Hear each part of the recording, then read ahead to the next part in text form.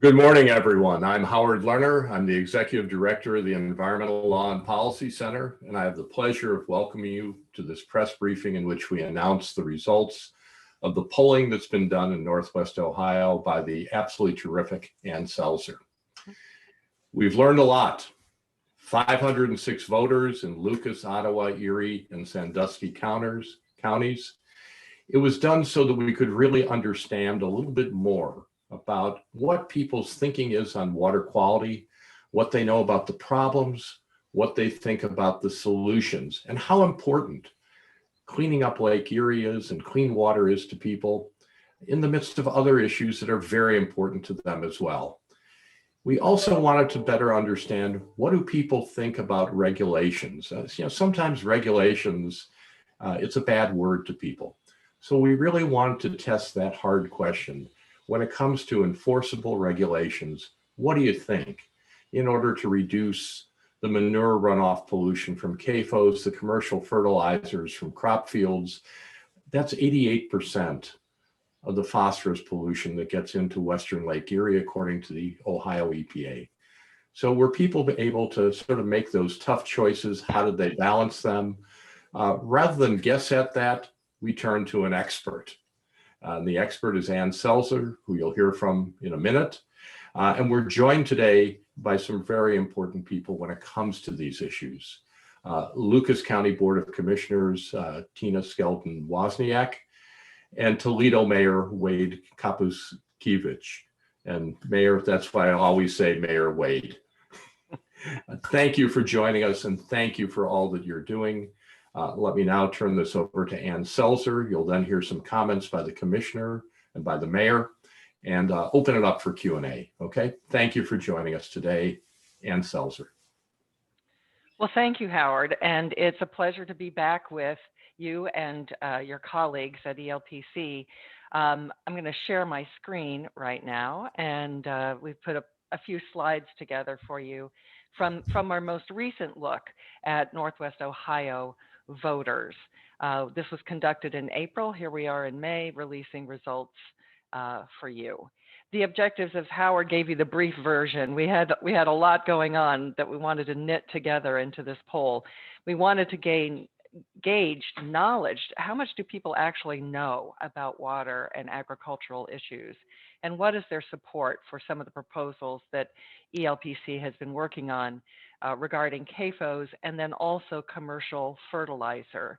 And that was an expansion of the scope from what we did a couple of years ago. And how does that play out in terms of electoral politics? Is it a voting issue? Does that matter?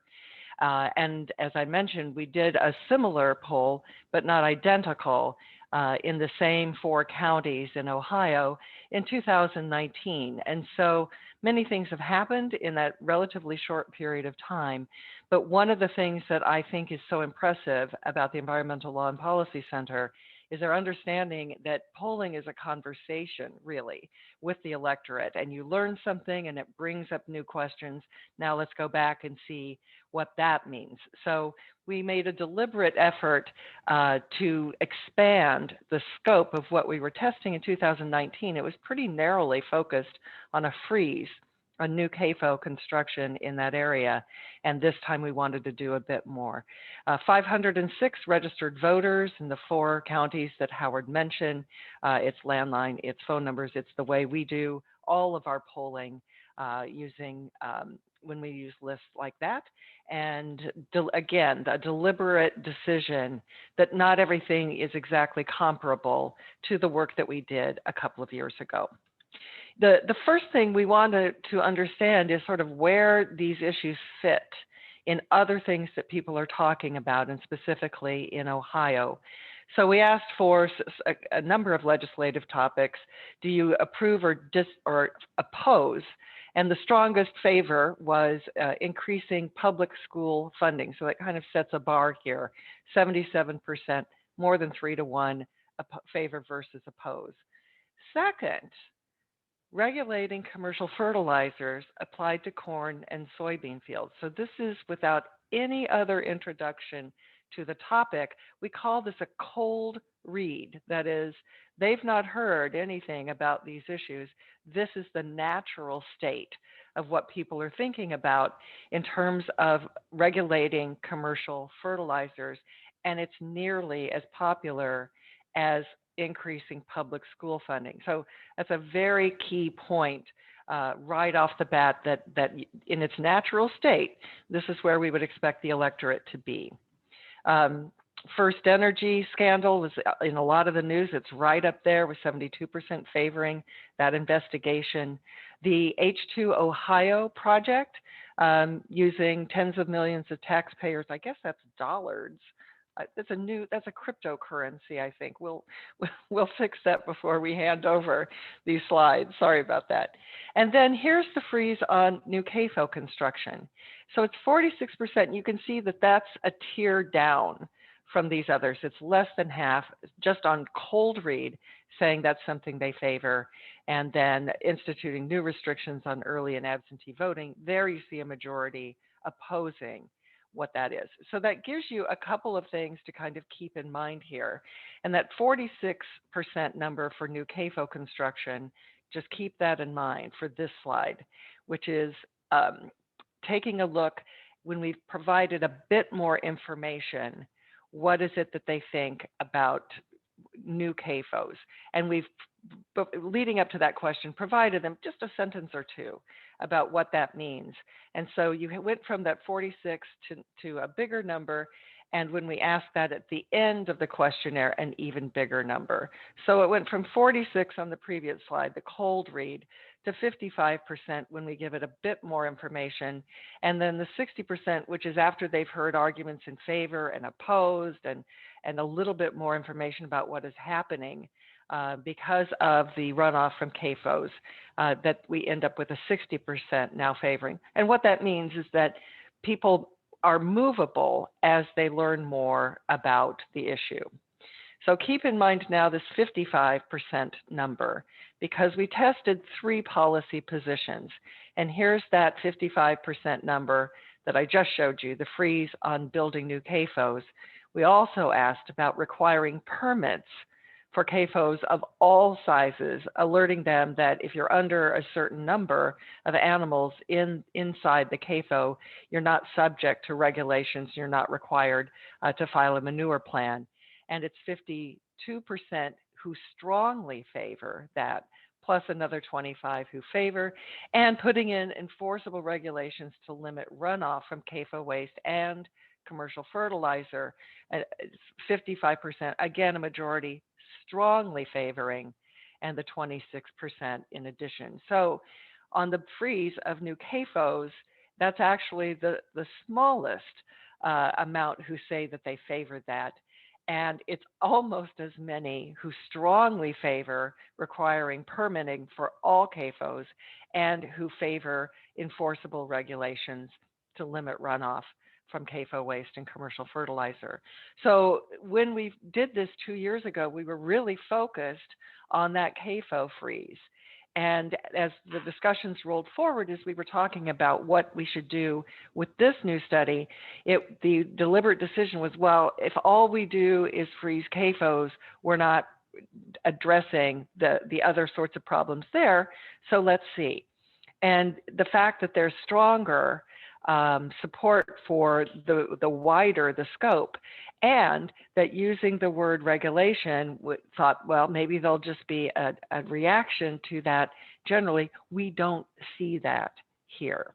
If there is a group of people who are negative toward the very idea of any kind of new regulation, that it's a very small proportion of this Northwest Ohio electorate. We wanted to test some reasons to support and reasons to oppose putting these regulations in place and putting a freeze on CAFOs. The two where a majority said they considered an excellent reason are on this page.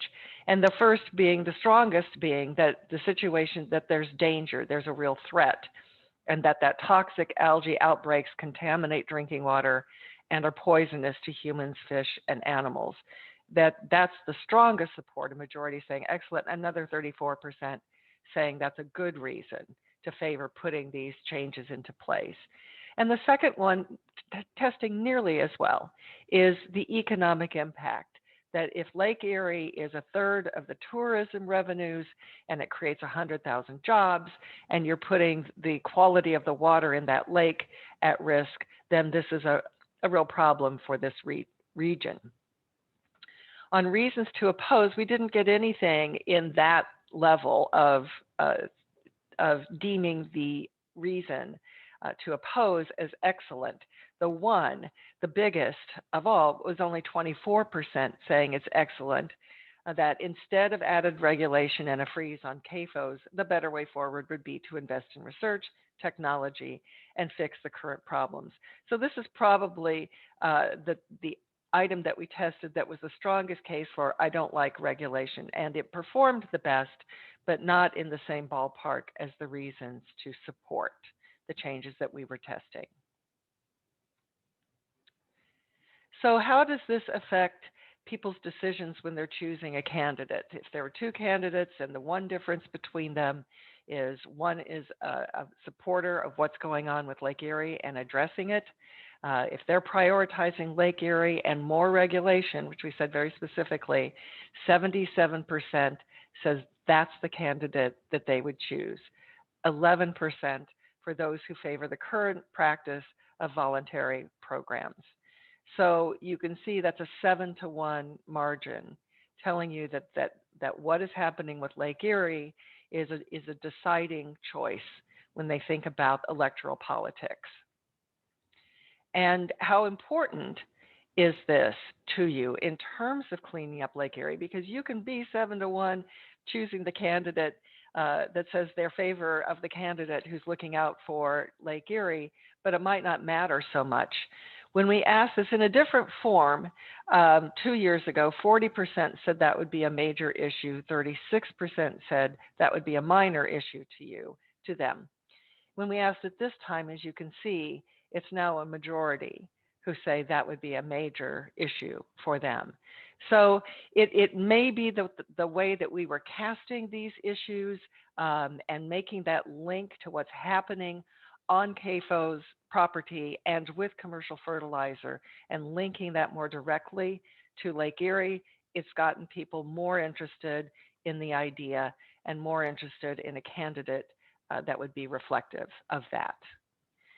So to sum up, that connection that we deliberately made, we lost a little in terms of direct tracking, but it, I think, paid off in terms of seeing more support for the policy changes that ELPC was interested in testing.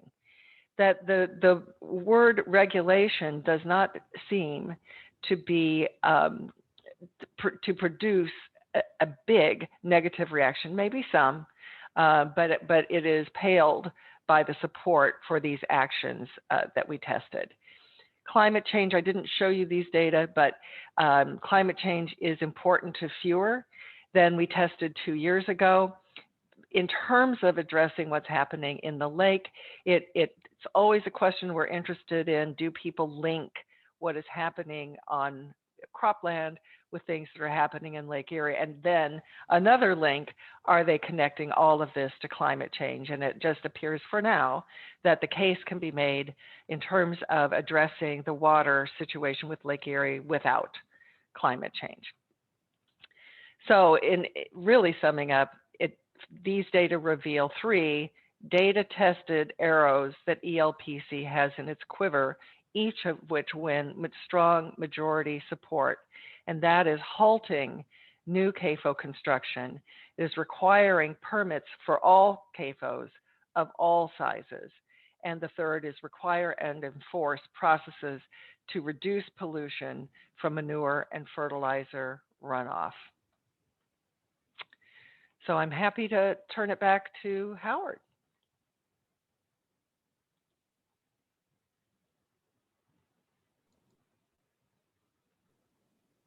Howard, you're muted. I am muted, but I will not stay muted, particularly on this issue. Thank you, Ann, very much for that presentation. There'll be plenty of opportunity for questions. If I could now, let me turn this over, please, to the President of the Board of the Lucas County Commissioners, Tina Skelton Wozniak. Great. Well, thank you so much. I'm so delighted to be here with you, Howard, and thank you to ELPC for doing this important work. And it's a privilege to meet Ann and the Selzer company to learn about the results of something that worries us very deeply in Lucas County, as you can imagine, as we know, worries everyone throughout the Western Lake Erie Basin. Ever since 2014, we here in Lucas County had a 3-day do not drink order based on algal bloom that caused some concern. So residents in our community are keenly aware of the importance of a healthy and strong lake. So the work here today really helps us continue to mount pressure on the leadership at the state level and at the federal level to help us do everything we can for quality water and all that brings to a region and to Lucas County. The numbers of the Selzer poll show what people in Northwest Ohio feel about Lake Erie and water quality. To me, this is a slam dunk. The results from this poll show that the people of Northwest Ohio agree with that as well. And the numbers in the 78% and 81% favor perspective. And when you hear words like strongly favor, you know that people, this is on really the mind and the wish that we would do more. We would create additional policy standards. We would create additional opportunities to make sure that we save our lake. And people do require, recommend that we require permits on all CAFOs, regardless of the size, and favor and enforceable regulations to reduce manure and fertilizer runoff from CAFOs as opposed to the voluntary measures, which we know really aren't working. The state of Ohio should be requiring permits for CAFOs of all sizes, and we've seen that voluntary measures just aren't working and yielding the progress that we need to heal our lake. We can't continue to accept the status quo, which is really being accepted from the state legislature at this time. Every summer we experience a green river and a green lake, and it hurts our economy, and it hurts our recreational abilities, and it hurts our the strength that the lake brings to a region like ours. You know, you talked about tourism. We bank on tourism. We have a major international golf tournament called the Solheim Cup, coming in September to our region. There's a possibility that while they're enjoying their time here in our region, they'll be looking at and hearing about an algal bloom. That's not acceptable as we present who we are to the region and then to the greater United States and the the Great Lakes region. Lucas County is thrilled to be hosting the Jeep Fest, which will bring tens of thousands of people to the area. It's just, these are just some points to understand how the economy benefits from strong work.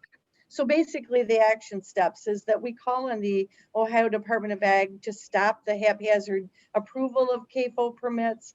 And we ask that they use a data-driven approach to make decisions on which permits can be approved. We also call on a moratorium, step back, make sure that these permits that we recognize the impacts of these current manure amounts and that have been determined to be a huge detriment to the lake. So I don't know why the urgency to get these more and more permits. There's a proliferation of these permits, trying to get through the process now.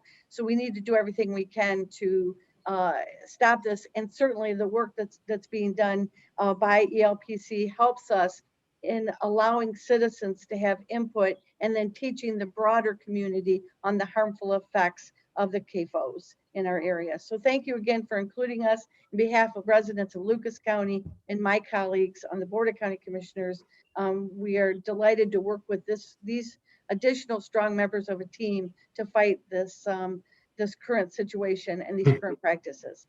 Thank you. And thank you, President Wozniak, for all that you and the Board of Commissioners are doing. And I'd be remiss if I didn't say, kudos to Fritz Byers, who's been your attorney representing you in the federal district court. He's done an excellent job advocating for your interests. Thank you so much. And he talks about you as well. And I appreciate the partnership very, very much. Well, good. I have the pleasure of introducing Toledo Mayor Wade Kopasiewicz. Mayor, over the years, there's no one who's been a stronger, more forceful, and very effective advocate for saying it's time to clean up Lake Erie, which of course makes sense. Toledo and Lake Erie are so twined together. Thank you for joining us today, and we look forward to your comments. Well, thank you for having me. I'd like to thank the Selzer company for doing this polling. I mean, this is I assume everyone on this call knows what a leader in the industry that firm is. They're nationally renowned for the excellence of their surveys and their polling, not just around presidential election time, although their polls of the Iowa caucuses are the ones that are always most revered. But across the board, this is a grown-up polling firm, and their data should be understood to be accurate and representative of our community here in Northwest Ohio. Most of my focus, almost all of my focus, is going to be on how the research data pertains to Lake Erie, but I cannot help myself. I want to begin with what might appear to be an aside, but I do think it is germane. One of my takeaways, frankly, is just how badly out of touch the Ohio legislature is with the will of the citizens of Northwest Ohio. Not just on the question of CAFOs and regulation and algal blooms, which is the heart of what we want to discuss today, but what the polling revealed about the First Energy scandal, the bailout, and the corruption on the $61 million bribery scandal, the pitifully low support for restrictions on voting, the sort of attack on voting, all the voter suppression bills that are making their way through Columbus. I mean, on issue after issue after issue, this is yet more polling and yet more evidence that reveals that the Ohio legislature is hopelessly out of touch with the will of, in this case, Northwest Ohioans, but I would argue Ohioans across the board. Now, you would think in a democracy that should matter, and it normally would, were it not for the fact that we're not dealing with a fair fight. That the reason that the governor and legislators and others can ignore the clear will of the voter on Lake Erie and other issues is because these districts have been gerrymandered to within an inch of their lives. And so while a majority of Northwest Ohioans oppose the core tenets of the agenda coming out of Columbus, legislators don't have to care about what the majority thinks, because the cartographers in Columbus have gouged these districts into an impossible position where only voters who agree with them are in a position where that's the only voters they care about. So transitioning to Lake Erie, we see it yet again. Citizens aren't concerned about regulating CAFOs, and why should they be? It's really just a question of simple fairness. It's not fair that the citizens and ratepayers of Northwest Ohio have had to pick up the bill for the nutrient runoff and the excess phosphorus from these large industrial agricultural operations in Northwest Ohio. Every other type of industrial operation would have to pay to treat its own waste and pollution. it's only fair that the agricultural, these CAFOs and these mega agribusiness groups would have to do the same. That's just not common sense. That's simple fairness, and the polling bears out that the public, supports reasonable common sense regulations that would do something to address this. Normally, that would guide elected officials who would normally want to respond to the will of the majority. In this case, though, what's becoming clear and clear with every year that I'm involved in this is that the politicians in Columbus, they just don't care. They just don't care about what an overwhelming majority of Northwest Ohioans believe. They only care about the small subset of special interest groups that they deem to be in their political base. They care about their base. They don't care about the will of the majority. It's not fair. It's not right, but that's why we're going to continue to talk about it in ways that we're talking about today. We've always known that we had the data on our side. We've always known that we had the science on our side. Now today comes more proof that we have the people on our side too. In a healthy, functioning democracy, that would matter. Only in a grotesquely contorted, broken political system can the leaders in Columbus continue to ignore science, data, facts, and now public opinion. We need to continue shouting and screaming until, against their will, the politicians in Columbus do something about it. But it's not just about fairness, it's also about effectiveness. What we have learned since the water crisis of August 2014 is that all of the voluntary measures in the world will not solve this problem. It will not solve this problem because, in fact, billions, and that's with a B, and that's plural, billions of dollars have been spent on this problem since the water crisis of August of 2014. And in fact, not only has the problem not gotten better, it has literally gotten worse. It has gotten measurably worse. And that is because voluntary measures don't work. We talk about the carrot and the stick. The approach from Columbus politicians has been all carrot and no stick. And now we know there's no need to fear the stick because a majority of folks, an overwhelming majority of folks in this part of the state understand that that's what we need. That's the only thing that will work. So we're going to continue to advocate. We're going to continue to hear from the governor and the legislature that programs like H2 Ohio are going to solve the problem. It won't. Programs like H2 Ohio are fundamentally dishonest and ineffective in terms of solving the real problem. All programs like that, all that does is throw good money after bad. Money that promotes voluntary compliance is wasted money. There needs to be real teeth, real regulation, or else we're going to continue to waste literally billions of taxpayer dollars, and we're not going to make the problem any better.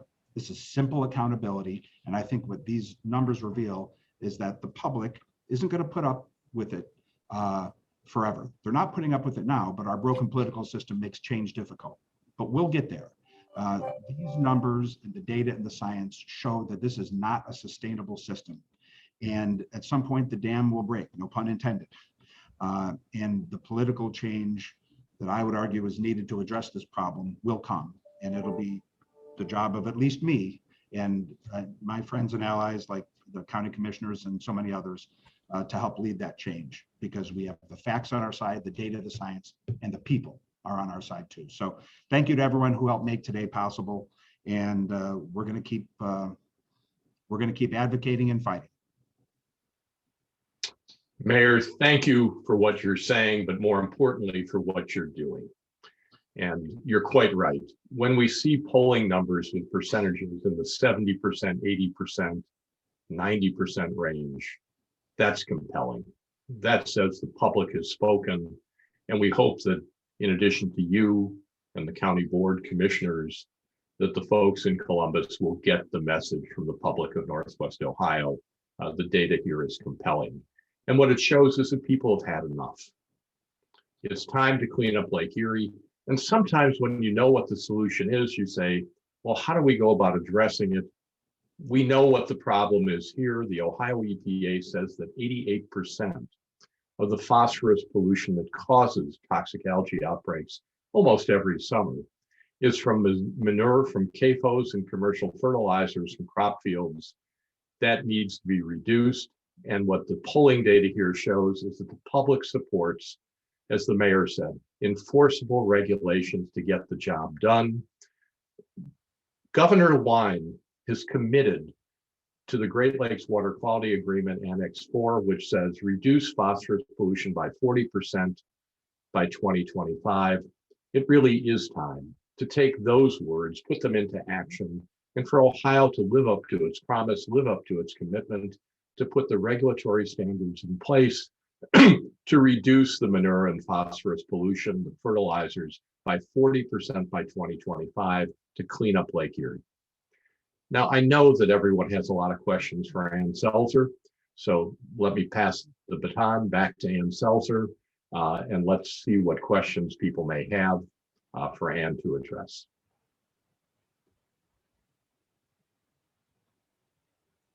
Or to the mayor, or to the county board president.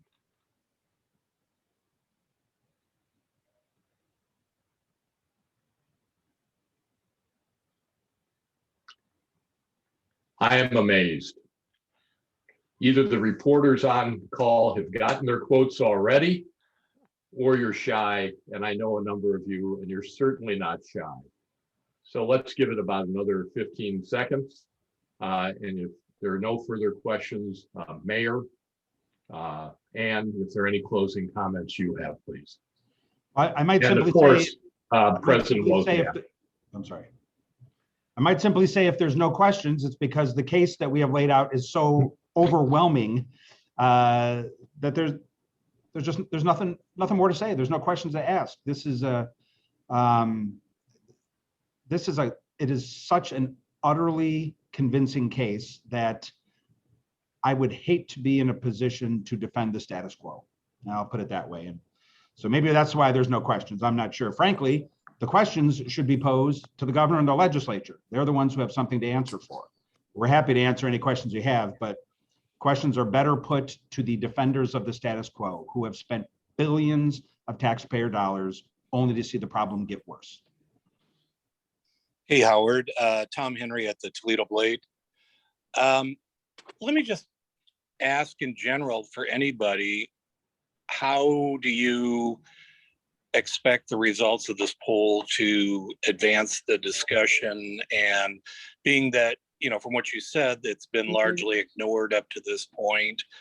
And do you feel that, well, how do you feel it may change the current situation? Hey, Tom, I'd like to take a stab at that because what we have here now is the opportunity for citizens to give input. It reminds me of the vaccination program that we're all living through with the pandemic. If your neighbor and your friends and your colleagues get a vaccination, you're interested in hearing why and how and their views on this. Similar, now we have citizens telling everybody how they feel about the quality of Lake Erie. So I simply believe that now that it's in the neighborhoods and at the kitchen table discussion and with more opportunity to do that, possibly the state legislature will realize, oh, well, this is a hot button issue. Maybe I better pay attention. I'll say this in a way that perhaps the president and the mayor are a little bit more constrained. Ohio's going into a very hotly contested election cycle. There's an open Senate seat, and there will be a gubernatorial race. And we have a new administration in Washington that is keenly aware of the problems in the Great Lakes and is looking to see what sort of solutions at the new US EPA that they can drive. So when you get polling data like this, 70%, 80%, 90% saying that the public in Northwest Ohio, a key swing area of the state, and certainly an area that the US EPA cares a lot about. You wrote a story the other day on the comments of the gentleman who leads GLENPO, the Great Lakes 8 part of the EPA Region 5. I think you're going to see the federal administration looking at what does the public want in Northwest Ohio? And what this shows is the public is saying it's time for regulations to get the job done. As the mayor was saying, voluntary measures just haven't worked. And as gubernatorial candidates and Senate candidates come to Northwest Ohio, I have no doubt that their research people, their political people will be saying to them, you're in Northwest Ohio. This is what the voters are saying, according to a poll by Ann Selzer. I'm reminded, Tom, of what happened during the last election cycle. As you know very well, President Trump, 3 years in a row, either zeroed out or cut the funding for the Great Lakes Restoration Initiative to either 0 or 10, cut it by 90%. Election season came around in 2020. In March of 2020, he was going up to Grand Rapids, Michigan. And all of a sudden, President Trump got out there and said, I love the Great Lakes. I support full funding for the Great Lakes Restoration Initiative. As we go into an election cycle, the public's votes matter, and the public's views, when it's this overwhelming in Northwest Ohio, we're looking at 70, 80, 90% numbers, for regulations to clean up the pollution that's leading to severe recurring toxic algae blooms in Western Lake Erie. That matters. Let me ask a related question, not so much to today's polling results, but as you may know, there's a resident out here in Southern Wood County by the name of Jack Furston, who has compiled a very strong public record file showing, or at least in his mind, making the case for that the US EPA has never officially approved the transfer of permitting authority from the Ohio EPA to the Ohio Department of Agriculture. Even after all these years, it's been almost 20 years. And Ohio was the first and still the only state, I believe, to have agreed to make that sort of a transfer. Is this just do you guys see this as a big issue, or not so big of an issue, that all the I's haven't been dotted and the T's haven't been crossed, and the EPA has said in public documents that it's uncodified and they have not closed the loop on what they were supposed to have done by now?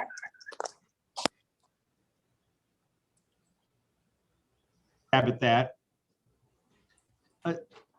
I think there's a lot that could be going on, Tom, with the issue you raised. But if there is one sort of unified field, maybe that can connect all the dots, I'll say this. I do think over the course of 20 years and maybe longer, that the state of Ohio has not brought the focus and attention to this problem that it deserved. And while I can't speak directly to whether the EPA and the agriculture, it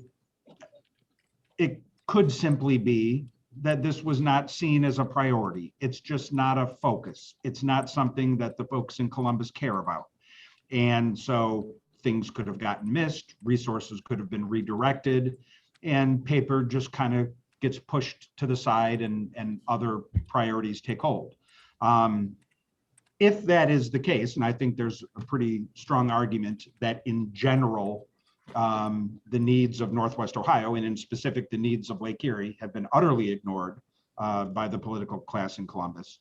I think what we're learning with today's news conference and Ann's poll is that the leaders in Columbus can't keep ignoring us, that the tide has turned, and maybe maybe the proper transfer of responsibility from the EPA, you know, maybe those papers were shuffled off one desk to another in the past because no one was paying attention and no one cared.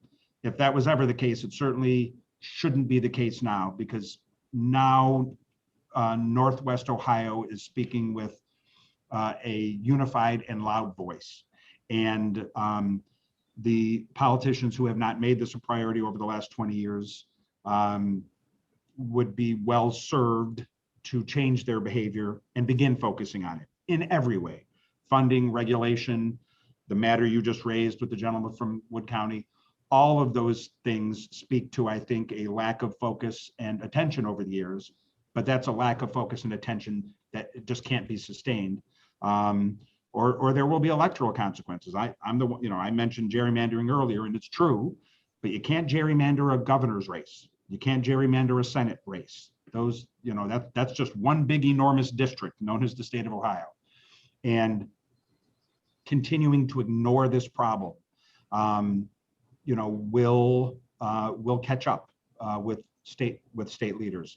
I can say, as a political leader in Northwest Ohio, Toledoans and Northwest Ohioans have long believed that our needs in Northwest Ohio have been ignored by Columbus. We've long believed that on a number of issues, and that there is a priority given to the needs of the three C's, and that the politicians in Columbus care about us only at election time, and even then don't lift much of a finger to help us. That's long been our belief. I will say that these numbers not only support that, but that a continued program, a continued policy of ignoring Lake Erie and not taking the steps to address nutrient runoff and the algal blooms that result from it will only confirm what so many of us have long suspected.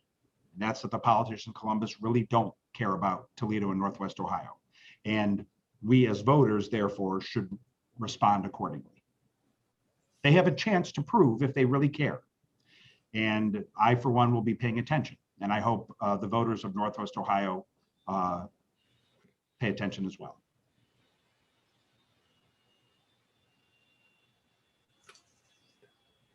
Tom, I'll add only the following to the comments that were made that were right on target. Suffice it to say, there's a new sheriff in town when it comes to the US EPA.